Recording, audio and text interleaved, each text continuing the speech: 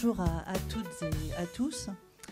Donc déjà, peut-être pour introduire cette journée où je vois qu'il y a quand même beaucoup de monde d'intéressés et ça fait plaisir parce que c'est un sujet quand même innovant qu'on a réussi à mettre en place en partenariat avec Airbrace. On travaille d'ailleurs ensemble depuis déjà quelques années. Voilà. Donc un constat, puisque en Bretagne, 97% des émissions d'ammoniac sont faites en Bretagne par rapport aux 100% français. Donc c'est un constat et qui est principalement bien sûr lié à l'élevage, puisque nous sommes la première région d'élevage française. Donc quand on a un enjeu sur une région de cette importance, bien sûr au niveau chambre d'agriculture de Bretagne, on se pose la question de comment améliorer les choses et surtout comment faire en sorte que les pratiques des agriculteurs aujourd'hui et demain aillent dans les bons sens et répondent bien sûr à cet enjeu des émissions d'ammoniac. Et bien sûr, tout ça doit se faire d'une façon scientifique, toujours, avec une accumulation de connaissances et une recherche de connaissances. Donc c'est pour ça, bien sûr, que ce partenariat était très important avec Airbrace, parce que ce sont eux qui ont quand même les connaissances, qui ont la capacité de les trouver et qui ont cette analyse aussi scientifique, en plus de la Chambre d'agriculture, qui est plus sur l'agronomie. Et si la Chambre d'agriculture, bien sûr, a plusieurs missions, nous, on ne le sait pas toujours au niveau du grand public, on est bien sûr axé sur la recherche et l'expérimentation, puisque nous avons des programmes de recherche divers et variés, beaucoup liés à l'élevage et bien sûr aux cultures. C'est notre rôle premier. Et en fait, on s'appuie aussi sur d'autres programmes, sur des fermes expérimentales. C'est-à-dire qu'en Bretagne, on a des fermes pour tester tout ce que nos programmes de recherche nous montrent qui serait bien à faire. Et comme ça, on a la capacité, dans la vie réelle, de faire des choses que les agriculteurs n'ont peut-être pas forcément la capacité à faire, ni financièrement, ni techniquement. Et bien sûr, notre force de frappe, après, derrière, et le but premier, c'est de développer toutes ces connaissances et toutes ces pratiques au plus grand nombre des agriculteurs bretons, dans un premier temps, et de développer aussi le conseil qui va avec. Voilà, on a un maillage territorial de conseillers divers et variés, élevage et agro par rapport à ces enjeux.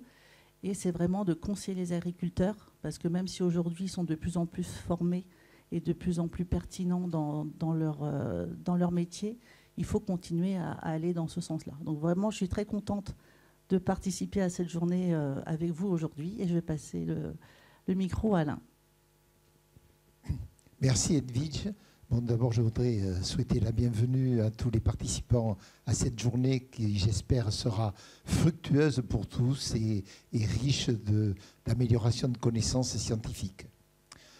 Alors, Edwige l'a dit, juste en avant-propos, je voudrais dire que aujourd'hui, on ne peut que se féliciter que depuis déjà de nombreuses années, il y ait une bonne osmose entre la Chambre d'agriculture, qui est membre d'Airbrace d'ailleurs, et notre organisation. Alors Airbrace, pour ceux qui ne le savent pas, a des missions régaliennes, c'est-à-dire que par la loi, Airbrace doit faire un certain nombre de contrôles sur la qualité de l'air en Bretagne. Mais à côté de ces missions régaliennes, Airbrace se réserve aussi le droit de faire d'autres expérimentations, et en particulier sur des expérimentations qui intéressent sa région, la Bretagne. Et là, nous sommes en plein dans un problème breton. Alors ce problème breton, juste pour planter le décor, je pense que beaucoup d'entre vous connaissent les chiffres, mais je vais les redire. La France émet 600 000 tonnes d'ammoniac. La Bretagne en émet 100 000. Ce qui veut dire que 5% du territoire, c'est 17% des émissions. Edwige l'a dit, on a un élevage extrêmement développé et performant en Bretagne. Ça, c'est la première chose. Deuxième chose, la France s'est engagée à réduire les émissions d'ammoniac de 13% à l'horizon 2030. On est sur un chemin qui peut permettre d'y arriver, mais le chemin est encore long et il faudra faire quelques efforts. Troisième, disons, élément de décor, vous ne savez peut-être pas, mais l'ammoniac, avec d'autres émissions, forment dans la haute atmosphère ce qu'on appelle des particules secondaires de très faible diamètre, qui sont des sulfates et des nitrates d'ammonium. Ce sont des particules que l'on appelle les particules fines de diamètre inférieur à 2,5 microns. Or, il a été prouvé par tous les gens de la santé que ces particules étaient extrêmement dangereuses pour notre santé, et même à tel point de vue que très récemment, l'OMS a divisé par 2 sa valeur cible pour les PM2,5 passant de 10 microgrammes par mètre cube à 5 microgrammes par mètre cube en moyenne annuelle, et que très très récemment, la Commission européenne, pour essayer d'atteindre cette valeur cible, a pris donc une nouvelle directive concernant la qualité de l'air, avec, disons, un passage à partir de 2030, où on devra être non seulement inférieur à 10 microgrammes par mètre cube en moyenne annuelle, mais également où on devra avoir diminué par rapport à ce que nous mesurons aujourd'hui.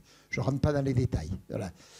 Donc ce sujet est extrêmement important pour tous, pour notre santé, et je suis, je le redis, heureux de cette collaboration sur un sujet où nous ne pouvons pas aller seuls, où la sangloviculture a du mal à aller seule, mais où ensemble nous pouvons progresser et faire évoluer les choses.